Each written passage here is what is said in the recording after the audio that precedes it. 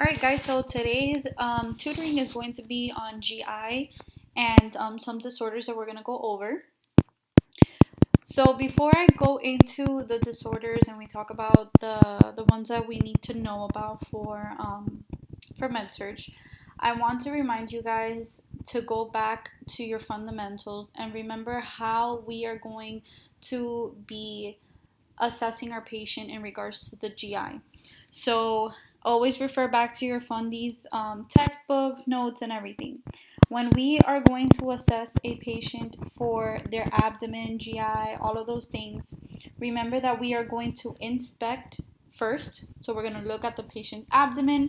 We're going to look at to see if they have any scars, if we see any bloating, any distension, any lumps or masses visible to our eyes. And then after we inspect, as well as, you want to look to see if they have any, like a peg tube or any tubes or whatever.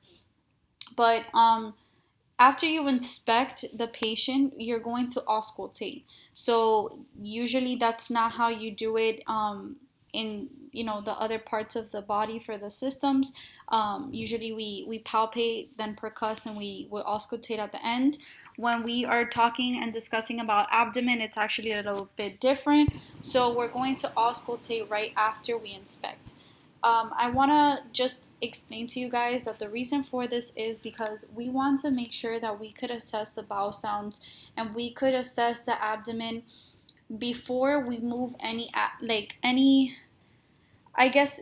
organ or anything in the abdomen, or cause any pain before we listen to it, if that makes any sense. So for us to get an accurate auscultation of bowel sounds and the sounds that are occurring at the moment, we want to do that first before we palpate and kind of move around the organs. And if the patient has pain, you don't want to radiate that pain to another area, because then it's gonna be like an abnormal assessment. Okay, so that's basically the reason why after we inspect, we auscultate. Once we auscultate, then we're gonna percuss, and then we palpate at the end. Okay. So the first disorder that we're going to be talking about is GERD. This is something that is very normal. Well, it's not normal, but it's something that is commonly heard of, which is your reflux. It's like gastric reflux, basically when the patient eats a lot, or they have different, issues, like maybe with their sphincter, patients that eat and then go to sleep right away.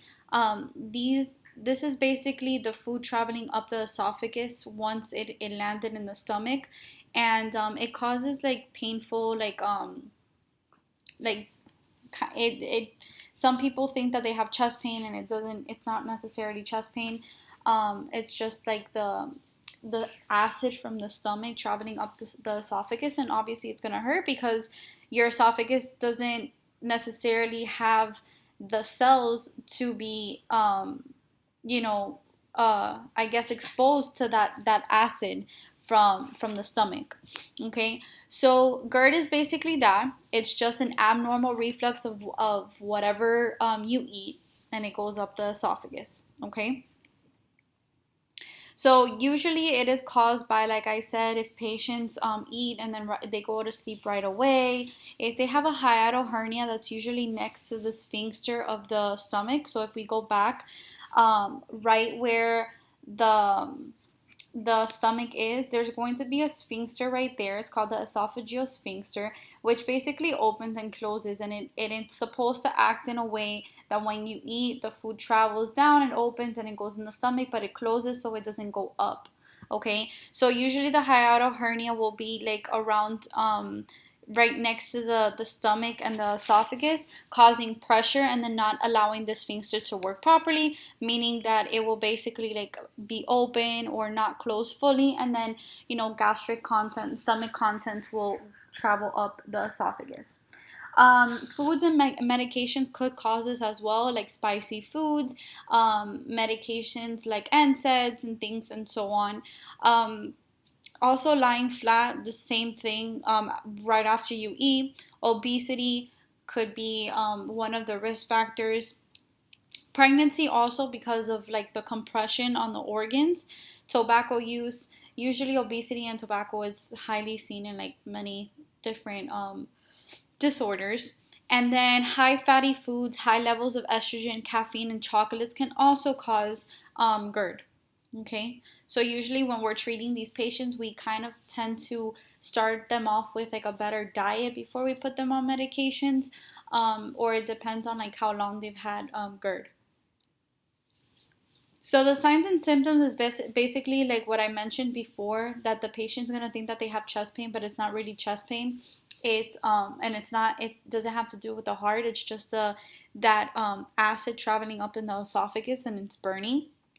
So they might feel burning pain. They might have that chest pain. Some patients will have pain that they will say that they feel in their nut, in their neck, their jaw, and their back, because remember the esophagus is traveling up, and then they kind of like have that pain radiating towards those that part of the body. Okay, so some of these patients are gonna come into the hospital thinking that they're having a heart attack, or because the chest pain and how bad it is. It depends on how it is. A lot of patients, unfortunately, try to treat this at home by drinking a lot of antacids, and this is very, very important to let your doctor know that if you're having this often, because due to I guess, if I want to explain it to you guys in a way that I know that there's a lot of remedies at home, but when it has to do with reflux, if the patient is having it for multiple days, or it's something constant, and they see themselves drinking antacids here and like and every other day and things like that, that regurgitation and that acid content that's going up the esophagus is damaging the esophagus every single time that the patient has this. And antacid is not going to heal or treat this, because let's say that the patient has this and it's because of a hernia. If they don't go to the doctor and they don't tell them like, hey, I'm having regurgitation, and then they inform the doctor, there's no way that we're gonna tell them like, hey, you need an ultrasound, we need to check you, because there could be something, it might not be due to the way that they're eating, but it could be because of a hernia or something else that has to be treated to be able to treat the GERD. And then I'll go over a little bit about what happens when the esophagus kind of like starts changing. It could cause, at the end of the day, cancer. So this is why it's very important to teach your patients like, hey, if you're having this often, you do need to tell your doctor. Okay, so if they do have it for a long time, it could even cause tooth erosion. It could cause pain in their throat because of that acid going all the way up. Okay, so one of the ways that we diagnose GERD is by doing an esophagogastroduodenoscopy. This is basically a little camera that's going to go down the esophagus, all the way through the stomach, all the way to the duodenum. And then it's basically to see, if there's any ulcers, if the esophagus is changing. Like I said, the cells in the esophagus, at the end of the day, if this happens consecutively and for a long period of time, the cells are going to start changing and causing cancer cells, which is called Barrett epithelium. And with the EGD, we could actually take biopsy samples, which they will usually do, just to make sure that the patient hasn't produce these cells, because eventually, if the patient does have Barrett epithelium, they are at high risk of having esophageal cancer. Okay.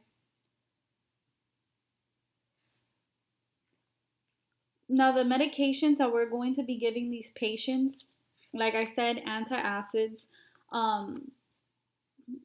Apart from antacids, we're going to give them prokinetics as well. We're going to give them PPIs and H2 antagonists. So it all depends on the patient, how long they've had GERD, what they have, etc. So antacids is just basically going to neutralize the stomach. It's not really going to prevent the patient from having GERD. It's just going to help when the patient does have GERD not have that regurgitation being so acid as it usually is because of the gastric juices. Okay. The prokinetics is just to increase the motility of the stomach, so the stomach doesn't get like very full, and then it doesn't cause that regurgitation up. The PPIs are going to decrease the amount of acid juice, or whatever you want to call it, that is produced by the stomach to break down your food and things like that. The only thing is that you do have to make sure that the patient is monitored with their electrolytes, because since the acid is going to be reduced, it could kind of cause electrolyte imbalance. Okay. And then your H2 antagonists, they're kind of like similar to the PPIs. They also reduce the production of the of the acid in the stomach. But for these patients, you do have to monitor the kidneys, because it damages the kidneys. Okay, and whenever patients are on medications and they're prescribed antacids, antacids are not supposed to be taken with any other medication, because if you are neutralizing the stomach, you're not going to allow the medications to basically be broken down, because the only thing that breaks down is the acid, right? So if the patient is prescribed any other medications, you want to explain to them that they should take the antacids at least an hour or 1 to 2 hours after like their medication, and also after meals.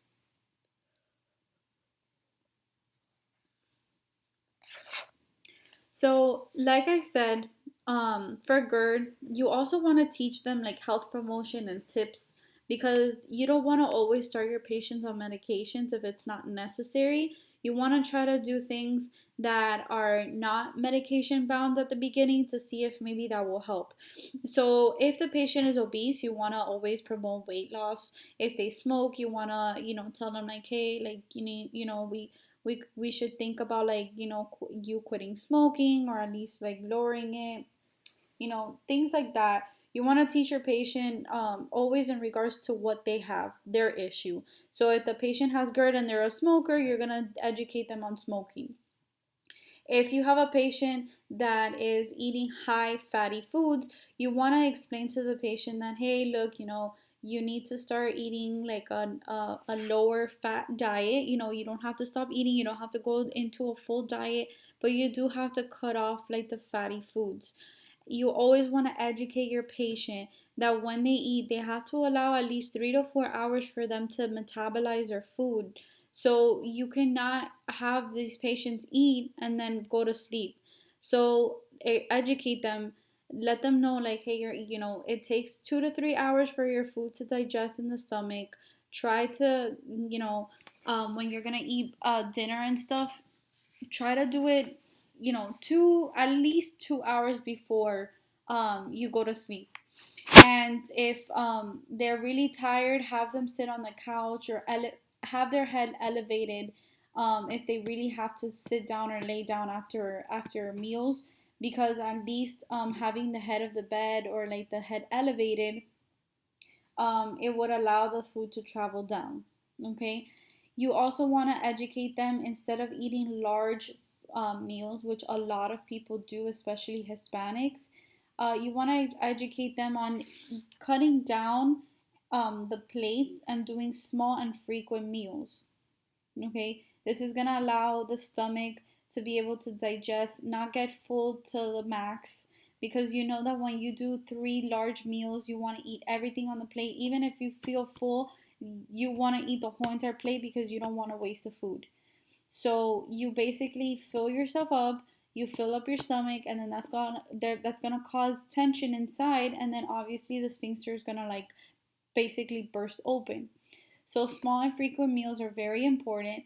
They do have to lean off spicy food, caffeine, chocolate, foods like that have like peppermint and citrus. Also, alcohol and tomatoes have to be reduced, because these are things that will allow the patient to have GERD. Okay. Skinny jeans, tight-fitting clothing. This also causes GERD, because of that pressure, especially if it's right where the stomach is. The clothes is basically going to pressure the stomach, and then that's why things like that happen. Okay. Alrighty, so that was basically GERD. Let me see.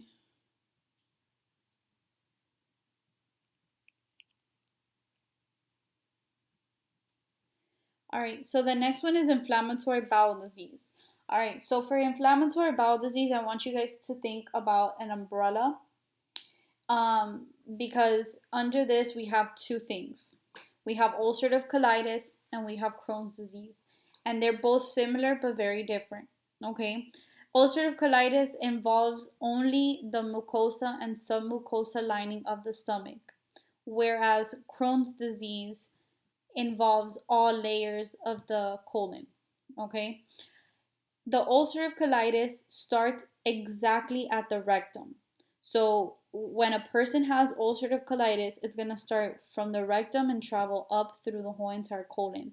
Now with Crohn's disease, it's not like this. Crohn's disease could happen in any part of the large intestine, and it doesn't necessarily have to start in the rectum, which makes it more difficult to treat, because if ulcerative colitis starts at the rectum and it's caught early, all we have to do is like, okay, we're gonna cut wherever it's inflamed and the ulcerative colitis is involved in, and then form a new rectum. Now with Crohn's disease, it happens in different parts of the colon, so sometimes eventually it's not going to be able to be cut and transformed into a new I guess digestive system. So these patients are going to usually have like their ostomies. Okay, they're both going to have periods of remission and exacerbation, of course, and they're both going to lead to either to vitamin B12 deficiency anemia. Okay, because the patient is not absorbing what they need to because of that inflammation. Once the colon is inflamed, there's no absorption of anything because it's not working properly. Okay. So here's like a little picture that you guys can see that ulcerative colitis starts at the rectum and it travels up, whereas the Crohn's disease, it could happen in different areas of the large intestine. Now, the signs and symptoms are going to be a bit different, okay? The signs and symptoms for ulcerative colitis is usually going to be pain in the lower left quadrant because that's where usually it starts. The patient is going to start having weight loss and anorexia because not only is it going to be inflamed, but like I said, we're not going to be absorbing what we're supposed to. So then the body is going to start, losing nutrients, losing things, and then as well as causing the patient not to be hungry, and then they're not going to be feeding themselves. It could cause fever because everything that has inflammation and infection causes fever. These patients could have diarrhea for almost a whole entire month, and they're going to probably see mucus, blood, or pus in their stool. Okay? It is normal usually for this one to have rectal bleeding because it starts in the rectum. For Crohn's disease, they're going to usually have the pain in the right lower quadrant. And they're also going to have fever, of course, because they have inflammation. But now their diarrhea is usually going to be around 5 stools per day. And then they're only going to usually see mucus or pus. Okay. They're also going to have steatorrhea, which is basically like that fatty stool because nothing is being absorbed. And they're going to be malnourished, especially with vitamin B12. So for both of these, the nursing interventions are the same because even if it's in different locations, it's in the large intestine, and basically we're going to treat them the same. We're always going to educate our patient for a better diet. In regards to this, it's very important for you guys to know what diet you have to tell the patient, okay? This is usually going to be tested. So you need to know what you're going to be educating your patient on. And they like testing you guys on nutrition in regards to diseases, especially for GI. So for both of these, you're going to tell the patient to eat high calories and high protein, and then low fiber, low fat, and lactose-free foods. The reason why we are increasing calories and protein is because of the anorexia and the weight loss. And the reason why we're giving them low fiber and low fat food is because their colon is inflamed, and fiber and fat are very hard to digest. So you don't want the colon to be working, double as much. Okay, if you see that the patient tells you that they are usually feeling bad when they eat spicy food, chocolate, drink caffeine, things like that, you want to educate them to eliminate those triggering foods, especially when they're in their exacerbation phase. You want to educate them to drink and stay hydrated, avoid caffeine and alcohol, and always monitor electrolyte balances and dehydration because of the fuel absorption. That's why they're gonna have diarrhea and everything, because the colon isn't absorbing anything. Usually in the colon you absorb like the water and stuff like that, and that's where the stool starts to form. But unfortunately, with these patients, if they have like advanced ulcerative colitis or like Crohn's disease in many parts, they're not going to be absorbing anything at all. And usually, if the patient is in an extreme exacerbation, they're going to even have to go NPO, and we're going to have to give them TPN in the hospital because there's no way that they could eat, and they're just going to literally like have diarrhea as soon as they eat. Okay?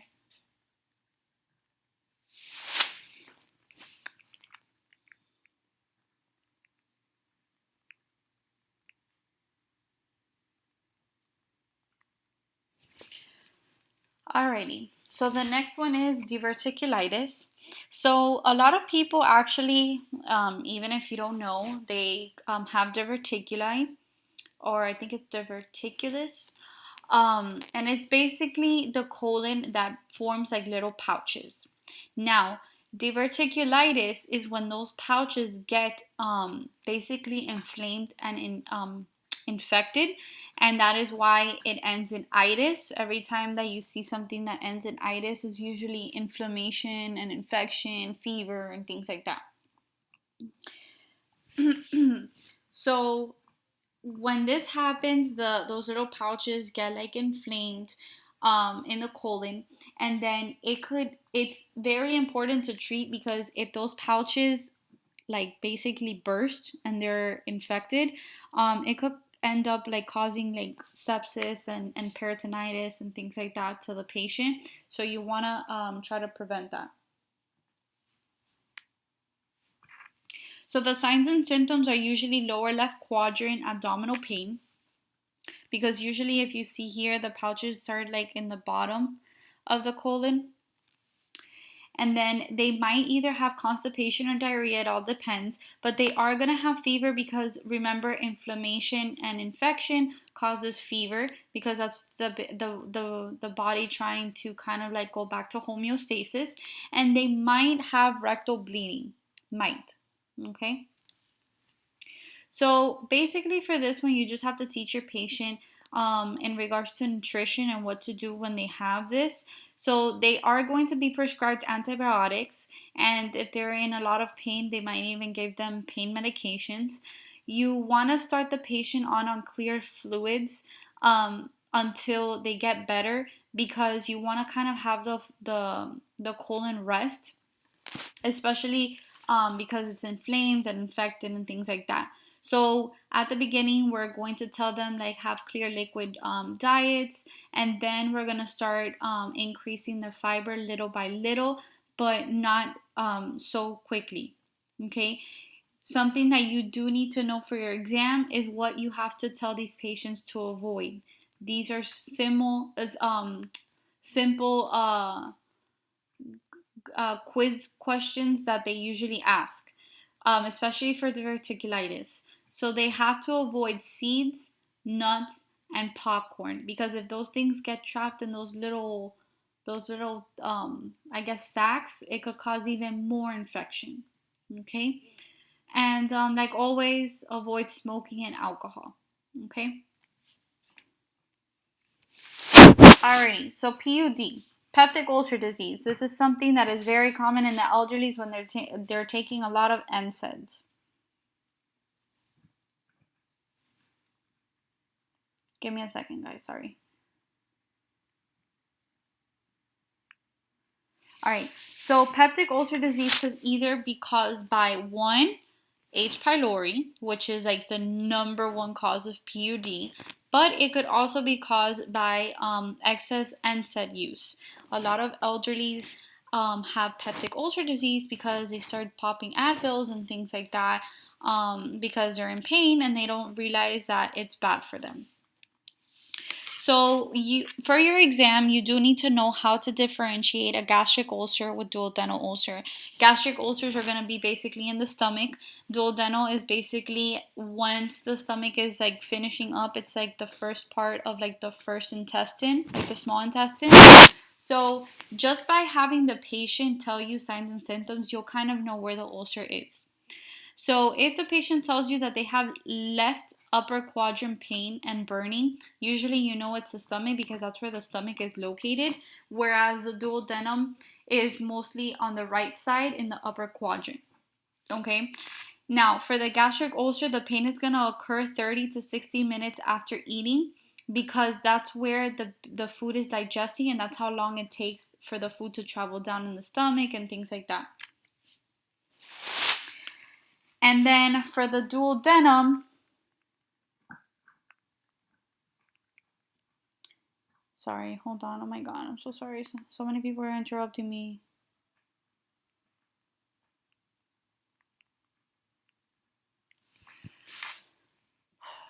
All right. So for the duodenum, the pain is going to take about an hour and a half to 3 hours because that's how long. Think about it. The stomach is not just gonna. You're not gonna eat and then it's gonna go to the stomach and 30 minutes later it's already in your small intestine. Okay. It's going to go down the esophagus. Then it's gonna go to the stomach. Then your stomach has to break down the food. Once it breaks it down, then it's going to go to the duodenum and then the small intestine and things like that. So it makes sense that if the pain is 30 to 60 minutes, which is a shorter amount of time, it's going to be in the gastric. It's going to be gastric because it's going to go to the stomach before the duodenum. If that makes any sense.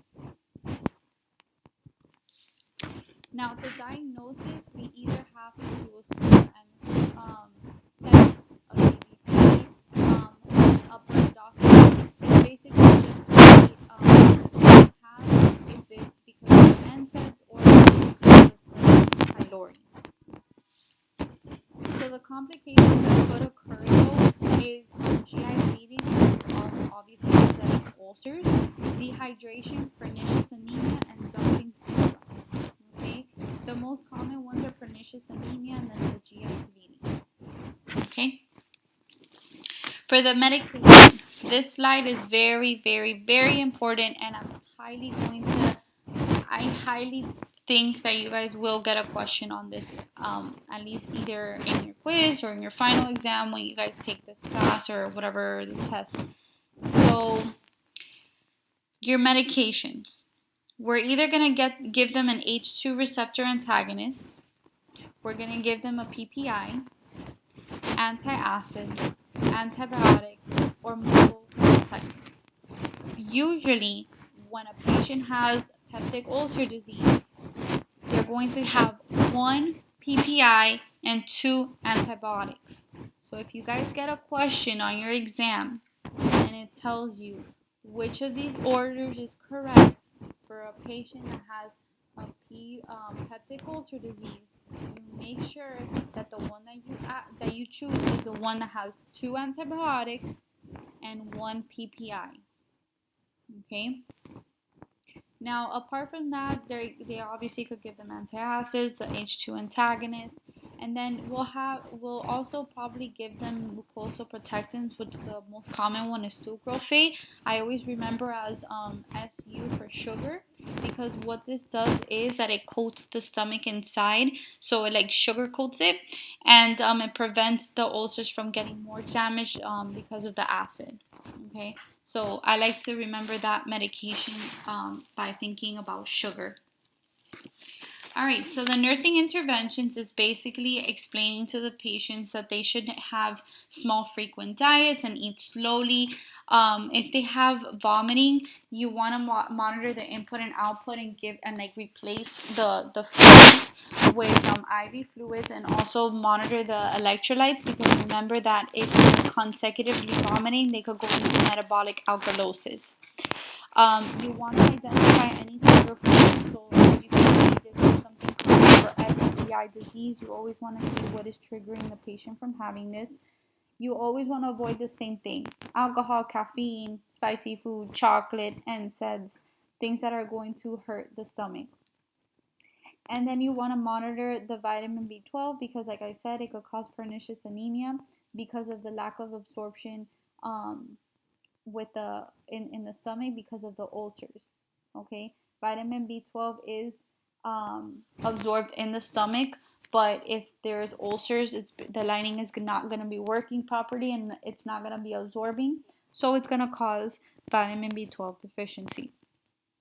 And then lastly, you want to monitor for gastric bleeding, because the ulcers, of course, could be caused by bleeding. And then I think this is the last one that we are going to touch up on, the disease, which is acute and chronic gastritis. This is something also very common. Basically, what happens with gastritis is that the lining of the stomach is inflamed. Okay, so it could happen suddenly, or it could be something that is slowly being damaged, and then it starts leading to like pernicious anemia and things like that. So for the signs and symptoms of gastritis, the ones that you want to pinpoint are the hiccuping, the nausea and vomiting, the heartburn after eating, and then the abdomen pain and discomfort. Those are usually the main ones that the patients are going to have. The other ones are obviously signs and symptoms, but those are the main ones.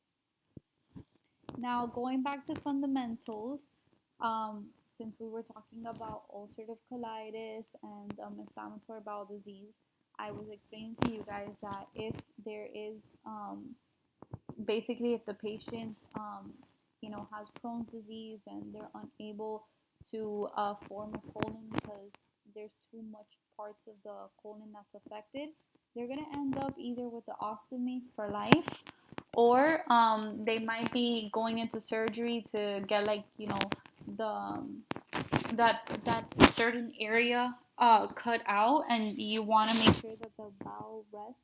So they're gonna do a temporary ostomy. So ostomies could be temporarily, or they could be for life. So you want to make sure that you know the difference between ileostomy and colostomy. Ileostomy is in your small intestine, while colostomy is in your colon, the large colon. And usually with the ileostomy, you're going to have loose stools, whereas in the colostomy, it's going to be more formed, because remember that the colon absorbs the water. So your intake on ostomies is basically how to provide care and also how to educate your patient. You want to make sure that every time that you look at the stoma, it should be pink and moist. It shouldn't be black, purple, blue, or any other color that is not pink, reddish, or moist. You want to always look at it, and you want to tell the patient that they have to check their little bag, and they shouldn't leave it more than a half full, because then it's going to start pulling on the skin. So once it's like 3/4 full, 1/4, something like that, always refer back to your ATI book, because I know it changes every year or whatever, or every edition changes, but make sure that you know when you have to educate your patient to empty it out, because that's a question that usually is asked on ATI proctor exams and also on quizzes. And then you have to let the patient know how to change their ostomy bags. So I believe ATI says that it's every 2 weeks that they have to change the whole entire compartment.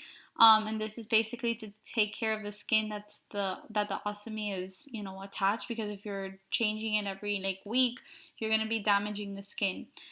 So you have to cut out the circle. Usually it's, I think, 1/18 or something like that of an inch. Like I said, just refer back to your ATI, because those are common questions, and you want to make sure that you don't lose your points because of that. Remember, when you guys are having ATI questions, always focus on those numbers because they like to throw you off. For example, if you guys have a question and one of the answer choices tells you reposition your patient every 6 hours, but you know that you're supposed to be repositioning your patient every 2 hours, why would you even consider picking that question or that answer choice if you know it's not every 6 hours? So you know for sure that one you could eliminate. Okay, so make sure that you guys are pinpointing these numbers, because knowing them is going to help you cross eliminate when you're doing questions on your exams. All right, and then things that you want to also educate them is like foods that will prevent that will cause gas. So like have them stop drinking carbonated beverages, dairy products, drinking beer, and eating corn, because those things cause gas, and not only does it hurt them, but it's also gonna like inflate the bag, and then it's gonna cause like issues. You could also tell them if they're smelling like really bad odor to cut off like green leafy vegetables, garlic, fish, eggs, and beans, because those are the ones that trigger it. And then have them eat like buttermilk, drink cranberry juice, and eat a lot of yogurt if they notice that they have like a lot of odor, to see if it will help them. And then the NG tube. For the NG tube, basically, you need to know, going back to fundies again, what it's used for. So we use it for different things. We use it to feed the patient. If the patient needs decompression, we use it as well. We could even do it for compression to stop bleeding. And then we also use it to clean the stomach out if the patient went into like a poisoning or something like that. So it could be like lavage. Usually you always want to have the head of the bed for this patient up. Because you want to prevent the risk of aspiration. You want to always monitor your patient with ABCs, monitor for any cough, shortness of breath, and things like that. Always check their SpO2. And the way that you're going to confirm placement of an NG tube is the x-ray. Okay, that's another question that could come up on your exam. How do you confirm that the patient's NG tube is in place? It's not going to be the pH, it's going to be an x-ray. That is your confirmation. Okay, so do not pick the pH, because yes, we do that pH and blah blah blah, whatever they taught you guys, but the only real confirmation is your x-ray. Okay, because you could visually see it. Okay, and then the care for them is just like what I said.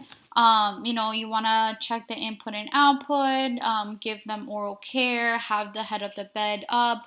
You always want to assess them. Make sure that you're assessing the area where the NG tube is attached with like the tape and stuff for any skin breakdown. Monitor for any aspiration and things like that. So we also could be giving patients feedings through the NG tube, and like feedings, we also give them medications. So keep that in mind, that we not only do feedings, but we also give them medications. Okay, when we're feeding the patient, we always want to make sure that the tube placement is in place. You want to flush it as well before giving them anything to check for patency. So just like you do the IV, you want to flush it, and you're going to flush it before meals, and then also before medications. Okay, and you always want to keep the patient in Fowler's position, like the head of the bed up, at all times. Now, the only thing that I do want to tell you guys to keep in mind and make sure that you guys know is a complication of the NG tube when you're giving them feedings. This is something that is seen also a lot in quizzes. Okay, you first don't want to overfeed your patient. So before you infuse the feeding, you want to make sure that you do you get the residual, and if it's above 250, you're going to stop. Like, you're not going to feed them. Okay, you're not going to give them that feeding because something is going on. So you're gonna withhold the feeding. You're gonna tell the doctor, and you're gonna keep the patient in the head of the bed up, and you're gonna recheck them in an hour to see if it has gone down or if it's the same. Okay, and this is really important because if their residual is that much, that means that their stomach is like super full, and they could be at risk for GERD and risk for aspiration. Now, if you see that the patient is on NG2 feeding and they're having constant diarrhea, the reason could be because the installation rate, the rate that you're infusing the food is going too fast, and it's not allowing the stomach to absorb and digest the food. So then what you do is you just basically lower the rate. You're obviously going to tell the provider, hey, this patient is having like a lot of diarrhea. I lowered the rate. Is that okay? And then either they'll tell you that the rate that you put is good, or they'll tell you to lower it even more. It depends. Okay. And then lastly, aspiration pneumonia. Like I said, if the patient does start getting that pneumonia, if you start seeing like the patient coughing and signs of pneumonia, you're going to stop the feeding. And usually they're going to get a chest x-ray and put them on antibiotics. Now for medications, we do crush the medications and we give them inside the NG tube.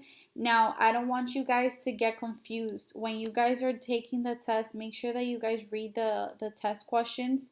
If the test question tells you that the patient has a sublingual medication due, and it tells you what should you do, you're going to give them the medication, okay? Because the medication is under the tongue, okay? So you're not going to give the sublingual medications through the NG tube. You don't do that. You put it under the tongue, okay? The NG tube is inside the nose, so it has nothing to do with sublingual medications, okay? So make sure that you guys read your questions good. If it's oral, then yes, you crush it and you do it through the NG tube. If it's IV, you're going to do it through the IV. If it's sublingual, you're going to give it sublingual, but you're not going to give IV medications or sublingual medications through an NG tube, okay? And that's basically it for GI. So make sure that you guys go over your fundamentals for ostomies and NG tubes, okay? Just so you could briefly have like a little bit of information in regards to that, because they'd like to sometimes pop a little bit of fundies in there. So make sure that you guys read over that, okay? Ostomies and NG tube.